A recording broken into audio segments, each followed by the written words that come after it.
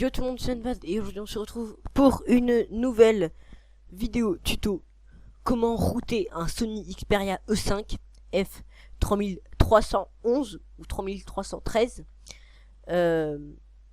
Donc on va tout de suite passer au tuto parce qu'il est assez long, donc vraiment surtout n'hésitez pas à vous amener, hein, je vais dire vite fait, voilà. Donc tout d'abord on va passer sur le PC, il vous faut télécharger quelques trucs. D'abord, selon votre version de téléphone. Donc je vais vous montrer ça tout de suite. Donc là, je vais allumer le téléphone. Vous allez aller dans les paramètres, dans les réglages. Vous allez descendre tout en bas. Vous allez aller dans à propos du téléphone. Et là, vous allez voir numéro de build. C'est ça qui va nous intéresser. Donc déjà, il faut le numéro de modèle. Bah, c'est bien F3311. Mais bon, je pense que vous savez quel modèle de téléphone vous avez. Donc moi, c'est un Xperia E5 normal. Peut-être que vous serez F3313, peut-être. Numéro de build, c'est le plus important. Numéro de build 370A 370A2 252. Donc moi, c'est les trois derniers chiffres qui sont importants, c'est 252. Moi, c'est 252, mais il est possible que vous ayez 248 ou 156. Donc retenez bien ce chiffre. Et en passant, on va récupérer deux informations très importantes pour le téléphone. Tout d'abord, vous allez, donc pour les deux, vous allez aller sur le téléphone. Vous allez taper ici pour rentrer des choses. Vous allez faire étoile, dièse, 06, dièse. Et là, vous avez votre code IMEI. Alors, notez-le quelque part. Moi, j'ai un .txt où j'ai mis mon code IMEI. Donc, vous faites OK et vous le retenez. Donc, moi, je l'ai copié, c'est déjà fait. Donc, copiez-le bien quelque part sur votre ordinateur. Donc, ensuite, on va aussi copier autre chose qui est très important. Je vais vous dire ça tout de suite. C'est, attention, tout est dans la description, toutes les commandes et tout. Étoile, dièse, 73, 78, 42, 3, dièse, étoile, dièse, étoile. Et là, vous allez avoir ceci, normalement, hein, et vous allez aller dans Service Info, Configuration, Route, et là, vous allez aller chercher dans Routing Statut, juste ici, là. Juste devant mon doigt. Enfin, ici, quoi. Routing Statut, moi, il y a marqué exactement Bootloader Unlocked, yes. Parce que j'ai déjà fait la manipulation. Mais donc, il y a trois possibilités. Soit vous avez Bootloader Unlocked, yes, ce qui m'étonnerait énormément. Cela veut dire que votre bootloader est déjà débloqué. C'est-à-dire que quelqu'un l'a fait à votre place précédemment. Donc là, je vous dirais... attendez que je vous dise que vous faites les manipulations. Parce que depuis le début... C'est-à-dire que là, vous n'avez pas besoin de faire les manipulations jusqu'à un certain temps où je vous dirai. Ensuite, si oui, normalement, il y a marqué Bootloader Unlock Allowed, yes. S'il y a marqué ça, cela veut dire que vous pouvez débloquer le bootloader. Mais s'il y a marqué Bootloader Unlock Allowed no, ça veut dire que ce n'est pas autorisé, vous n'êtes pas autorisé à débloquer le bootloader. C'est très problématique parce que du coup vous pouvez pas router le téléphone. C'est dommage, mais vous pourrez pas le router le téléphone s'il y a marqué no. Ne tentez même pas. Donc déjà, s'il y a marqué yes, c'est bon, vous avez réussi une partie du tuto. La première sous-partie de la première partie, qui est d'activer le bootloader. Donc, ensuite, ce que vous allez faire, c'est que on va télécharger pas mal de trucs. Juste avant, j'ai failli oublier, vous allez dans les réglages, encore une fois, vous allez descendre tout en bas, vous allez dans à propos du téléphone, numéro de build, vous allez appuyer dessus un certain nombre de fois. Donc, je vais vous dire 1, 2, 3, 4, 5, 6, 7. Vous appuyez 7 fois sur le numéro de build et il y aura marqué vous êtes désormais développeur. Vous revenez en arrière, vous allez dans option de développeur, vérifiez bien qu'elles soient activées. Voilà, elles sont activées, vous faites OK. Ça vous fait toucher à rien. Ensuite, vous allez dans activer le déverrouillage OEM, vous activez, faites activer. Il va sûrement vous demander votre code ou votre schéma. Ensuite, vous allez dans déblocage USB et vous activez. Vous faites OK. Ensuite, on va passer sur l'ordinateur. Donc, on va ensuite passer au téléchargement. Donc, il y aura pas mal de choses à télécharger différentes, mais cela dépend énormément de vous. Donc, comme on a vu précédemment, si vous avez 248, Donc c'est ici plutôt le téléchargement. Si vous avez 248, vous prenez celui-là. Si vous avez 252, c'est celui-là. Si vous avez 156, je sais pas comment vous allez faire, mais avec Web Archive, j'arrive pas à le retrouver. Si vous êtes vraiment chaud, vous pouvez essayer vous pouvez essayer de contacter Marvin Al-Nashi avec XDA développeur ou peut-être ToAngel. C'est la seule option, je pense. Ensuite, vous téléchargez TWRP, encore c'est rien Google Drive, vous avez juste à le télécharger. Vous pouvez le télécharger aussi. Je crois qu'il est ici. Voilà. Vous prenez celui-là, c'est-à-dire le Xperia User Another Experiencing Bootloop. Vous prenez celui-là. Et enfin, il y a un dernier petit truc, c'est ADB Fastboot. Vous prenez, donc je vous mettrai un lien encore une fois en description, vous descendez, download, vous prenez XDA Mirror Dead by Mod, vous cliquez dessus, normalement vous allez télécharger un .zip, c'est tout simple, vous l'installez, je vais vous montrer ça maintenant, c'est le premier truc qu'on va faire, donc normalement on a tout téléchargé. Ah non, excusez-moi, il y a un petit dernier truc, c'est les drivers USB, donc je vais encore une fois vous mettre un lien en description, USB driver, voilà, directement de Google, vous cliquez ici, donc je vous mettrai ce lien en description, cliquez tout le nom de Google USB Driver Zip File. Donc ce zip file, ce fichier zip, vous l'extrayez, et normalement vous devriez avoir un certain nombre de trucs comme ça. J'ai pas mal de fichiers en plus parce que moi après je vais essayer d'installer LineageOS, je vais voir ce que ça donne et peut-être que je ferai un tuto. Donc vous avez TWRP Recovery, ça c'est sûr, c'est TWRP que vous avez téléchargé. Vous avez SuperSU V282 parce que c'est la version qui est sortie. Plateforme. Ça vous l'avez pas, c'est tout à fait normal parce que je l'ai remplacé par ADB Setup qui est plus simple. OpenJab vous l'avez pas, Lineage vous ne l'avez pas, IMEI vous l'avez, c'est votre .txt où vous avez mis votre IMEI et ensuite on va faire ça tout de suite. Vous allez donc juste après, ça vous l'avez pas, ça sert à rien. Boot vous l'avez, c'est le tout premier truc que vous téléchargez selon votre version. Moi c'est 252 et vous avez vu USB driver.zip que vous avez extrayé. Donc avec votre UMEI, vous le prenez, donc normalement c'est ça. Vous allez aller sur un lien en description, sur celui-là exactement. Unlock bootloader, encore de chez Sony. Donc tout ça c'est que des liens officiels. Vous allez sélectionner votre device, votre appareil. Donc moi c'est un Xperia E5 parce que c'est un tuto pour les Xperia E5. Et ici vous allez coller votre IMEI. Vous cochez bien les deux cases, Submit. Et là vous aurez un code qui est très important, il serait très utile pour débloquer votre bootloader. Donc ce que vous allez faire, c'est que vous allez faire copier et vous allez le mettre sur votre .txt. Voilà. Moi je l'ai déjà mis, c'est celui-là, c'est exactement le même. Hein. Donc voilà. Vous pouvez enregistrer désormais. Donc moi je CTRL S, voilà. Quitter. Ensuite, donc normalement vous avez tout ça. Vous allez installer ADB Setup. Donc vous double-cliquez dessus, normal, hein. Vous autorisez l'autorisation d'administrateur. Là, do not install ADB and fastboot, vous faites Y pour yes. Install ADB system-wide, vous faites yes. Ensuite, do not install device driver, vous faites encore une fois yes. Là, vous faites suivant. Là, vous faites autoriser s'il demande d'ajouter un driver. Et vous faites terminer. Tout est bon, normalement.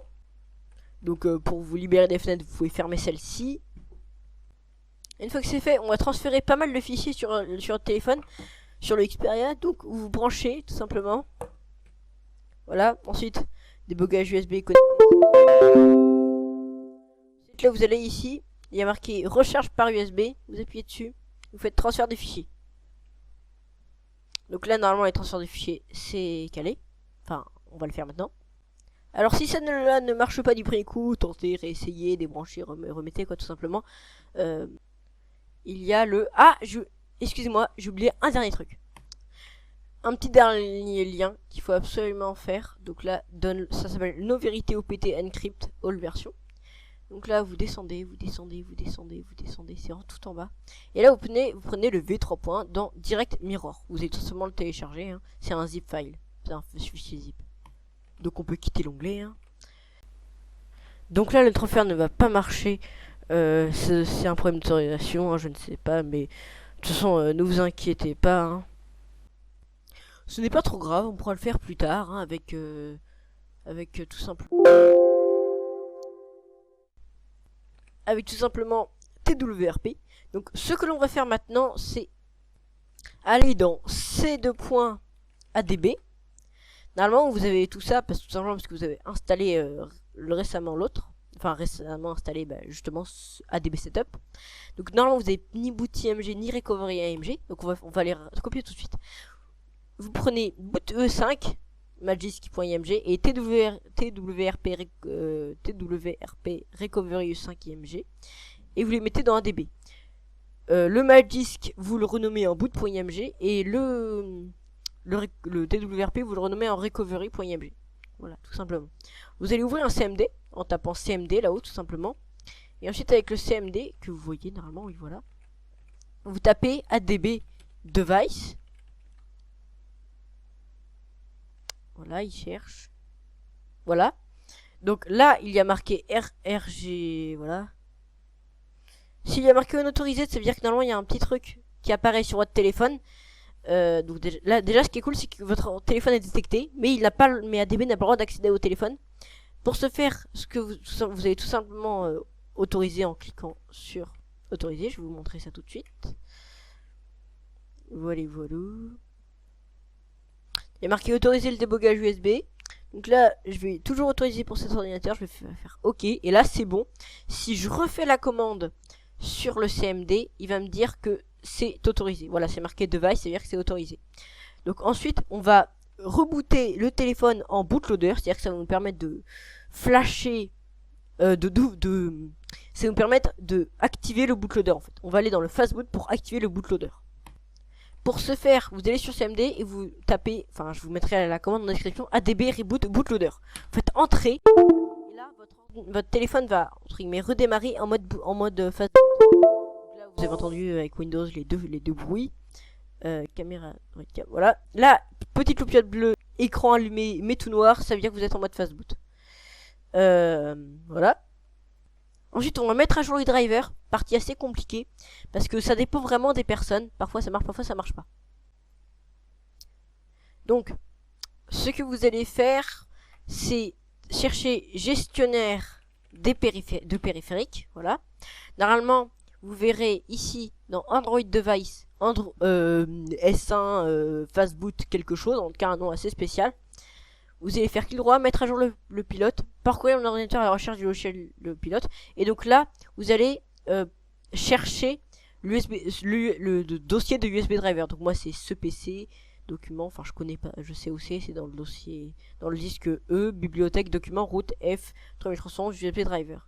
Donc je vais aller ici moi, et je vais tout simplement pointer vers ce dossier. Cochez bien inclure ce dossier, vous allez faire suivant.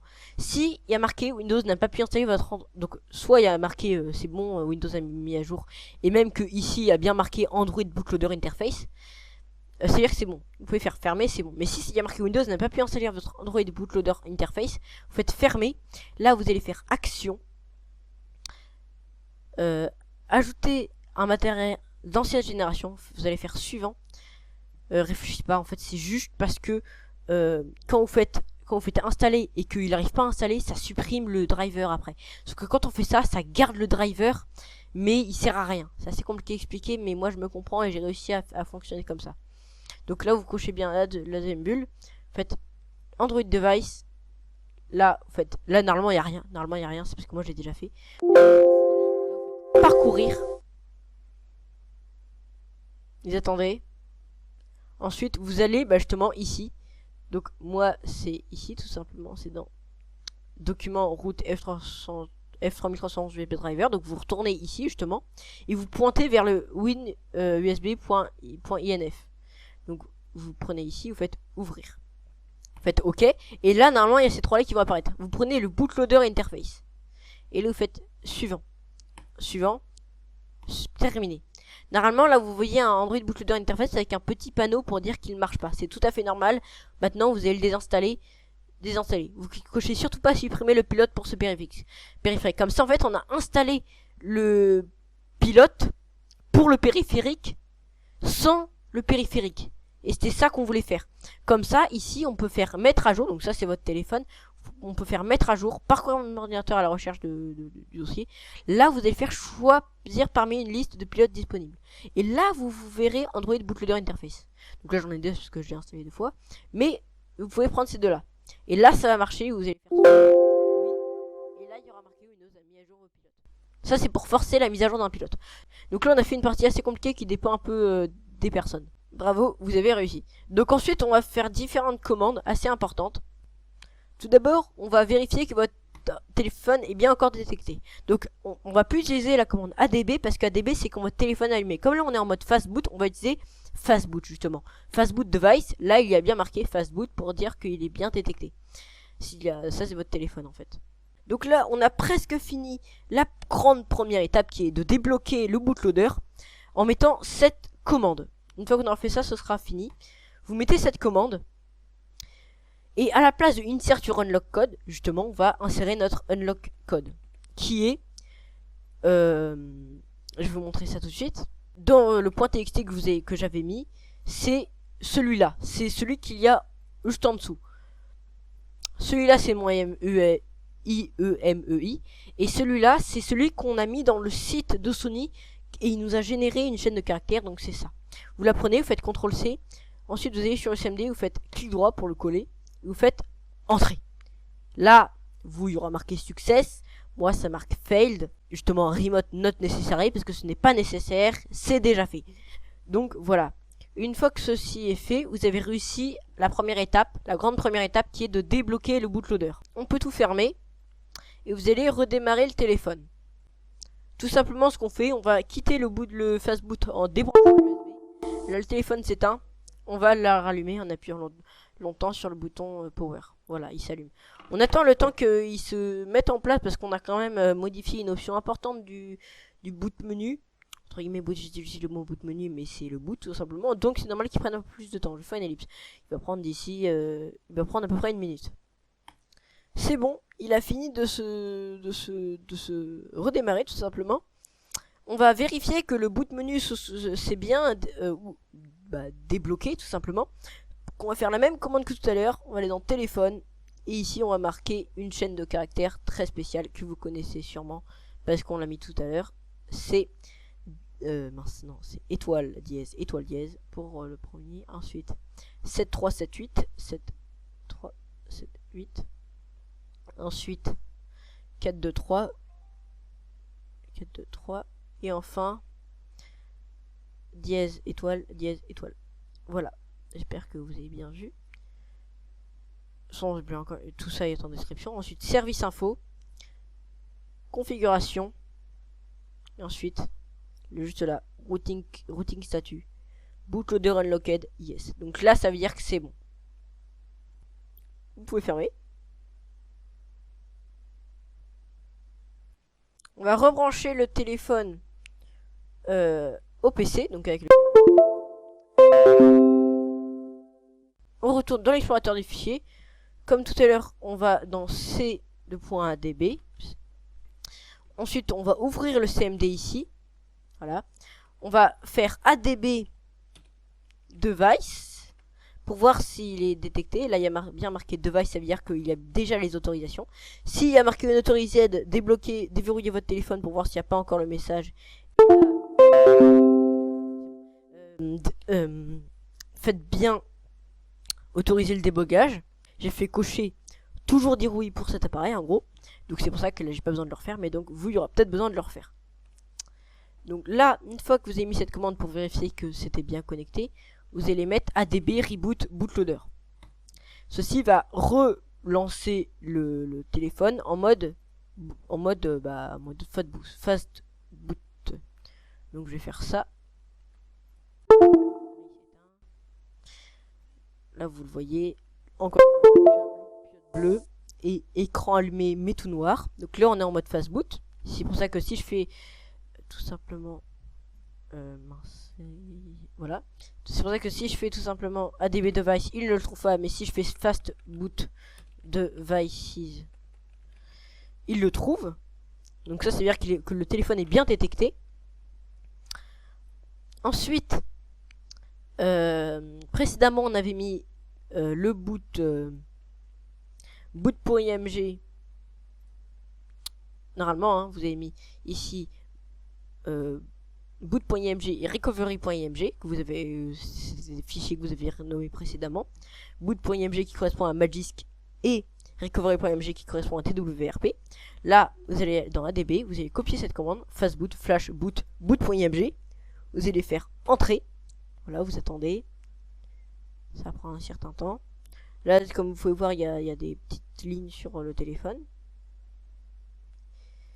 Voilà, maintenant finished. Si tout est marqué OK, c'est bon, ça marche.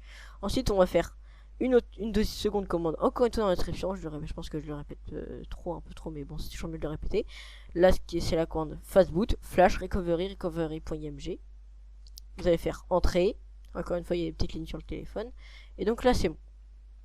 Là, on a vraiment fini le plus compliqué. Donc, on peut fermer le CMD. On peut éteindre le fastboot du téléphone. Et on va accéder au menu recovery du téléphone. TWRP, justement, qu'on a installé, qui est très pratique. Pour celle-ci, vous allez maintenir volume bas tout le temps. Vous allez appuyer sur le bouton power un peu, enfin, juste le temps que ça vibre. Voilà. Une fois que ça vibre, vous maintenez toujours le volume bas, mais vous ne touchez à rien d'autre. Voilà. Et là, c'est bon, vous maintenez toujours pas. Hein. Une fois que vous êtes sur ce truc, sur cet endroit, c'est bon, vous avez réussi. Là, normalement, il vous demande access modification. Vous slidez tout simplement, vous swipez. Ensuite, vous allez aller dans Mount. Vous cochez System, Cache et Data. Vous faites Select Storage, vous prenez bien Internet Storage, vous faites OK. Et là, vous faites Mount. Normalement, là, c'est bon. Vous allez dans l'explorateur du fichier, justement. Donc moi, je vais aller dans Sony Xperia XA Ultra. Ce n'est pas du tout un Sony Xperia XA Ultra.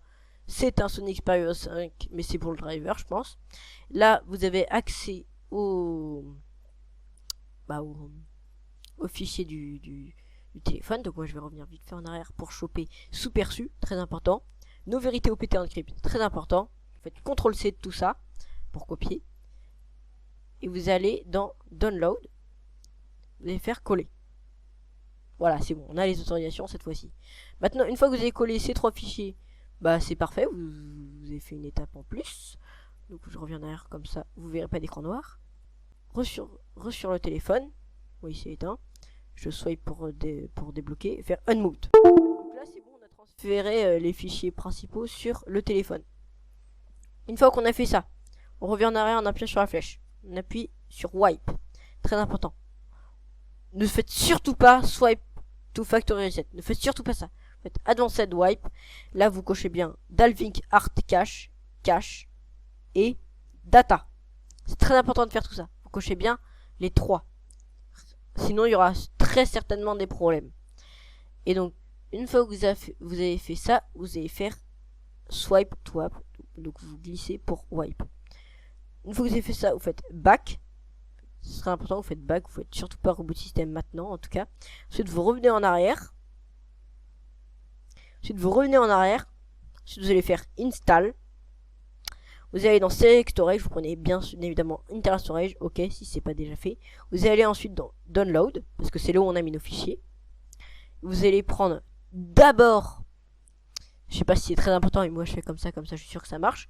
Faites d'abord celui-là, donc je sais pas si je peux. Bah ça on peut débrancher, hein, je vais débrancher mon câble. Tout simplement mieux. Donc je vais vous montrer depuis le début, hein, wipe et tout. Nous on était ici et tout, même qu'on coche bien c'est de là, data, cache, ces 3 là, sans je peux le refaire, ça change rien. Hein. Faites back, reviens en arrière, install. Là ensuite bah vous faites sélectionnage Internet Storage, ok. Là ensuite vous allez dans download, et là vous verrez no verity. OPT encrypt, ça on va le faire après. Vous avez sous perso. Prenez sous perso. Vous cochez aucune des 2 cases. Vous allez swiper pour continuer. Voilà. Vous attendez, ça c'est assez long. C'est le plus long sous perso. C'est quand même c'est quand même le root justement. Vous attendez.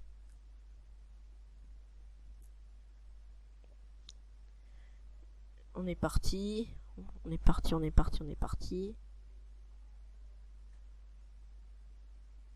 On a presque fini. Là, on est en cours de la 2e étape. On a fait tout le plus compliqué. Maintenant, il y a à appuyer sur ça, installe 2 fois. Donc là, on attend. Down. Voilà. Vous faites wipe cache Dalvik, qui avait marqué en bas. Juste ici, là. Wipe cache et Dalvik. Vous swipez. Vous faites back. Vous faites la petite flèche pour revenir en arrière. No Verity OPT Encrypt, vous appuyez dessus. Vous cochez aucun des deux. Ici, vous cochez aucun des deux, vous faites swipe to confirm. Et donc là, on attend, ça devrait être assez rapide parce que c'est un petit fichier, ça par contre. Vous faites web cache Dalvik, swipe, back, on revient en arrière. Et normalement, c'est bon.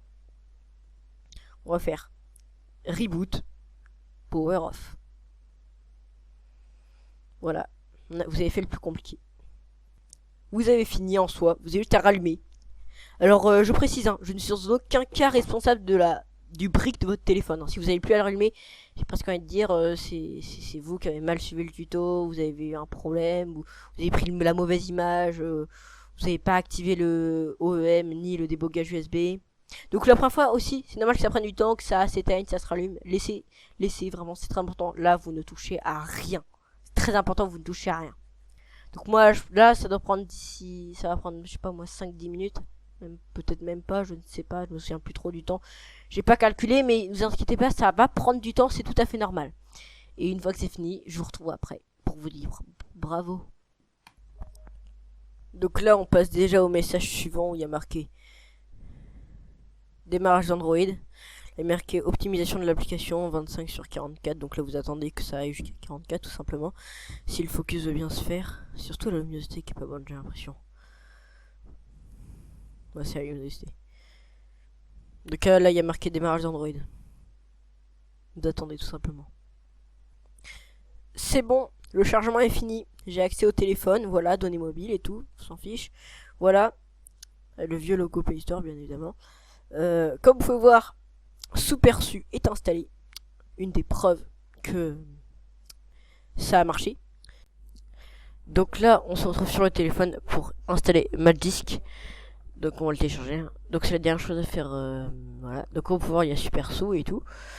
Supersu, c'est ce qui est modère entre guillemets le téléphone, mais Supersu n'est pas le mieux. Par défaut, il est installé, mais ce n'est pas la meilleure app pour le root. Donc moi, je vous conseille plutôt Magisk, qui est surtout plus récente et open source, ça veut dire le code est ouvert, donc n'importe qui peut le modifier et voir s'il y a un problème. Donc Magisk est plus sûr. Supersu, c'est juste une entreprise chinoise qui le possède, donc c'est mieux d'avoir Magisk. Donc je ferai sûrement un nouveau tuto plus tard, comment switcher de Supersu à Magisk, mais je vais déjà entre guillemets introduire le tuto en téléchargeant l'application vraiment APK Magisk. Donc on va tout simplement le télécharger sur Chrome. Donc on va aller sur Chrome, hein, voilà. Donc là on va faire une recherche Google. Si la barre veut bien s'ouvrir, la barre de recherche. Voilà, c'est bon. Donc là, vous allez taper Magisk, M-A-G-I-S-K. Ensuite, GitHub, comme vous voulez. Vous marquez GitHub. En gros, c'est parce que c'est un lien GitHub qu'on cherche. Ensuite, vous mettez le nom de l'auteur, T-O-P-G-O-H-N-W pour Top John. Donc c'est le premier lien, hein, tout simplement. Vous cliquez dessus. Enfin, vous appuyez dessus. Ensuite, vous descendez. Et là, vous faites non, annuler. Faites non, voilà. Vous faites ne jamais traduire les pages redirigées en anglais parce que bon, c'est comme vous voulez, mais bon, moi, là pour l'instant, ça sert à rien. Ensuite, là, vous prenez le premier lien, Magisk V22.1 dans Download. Ensuite, vous descendez. Vous allez vous appuyer sur Assets et vous appuyez encore une fois sur Magisk V22.1. Enfin, vous prenez la dernière version, quoi. Vous faites télécharger. Donc, moi, je vais pas le faire parce que j'ai déjà téléchargé, mais voilà. Donc là, moi, je l'ai téléchargé, voilà. C'est pour vous montrer qu'il est là. Ensuite, vous allez aller dans le téléchargement, donc appli téléchargement. Il y est, donc moi, il y a marqué un en plus parce que je l'avais déjà. Vous faites installer. Vous attendez.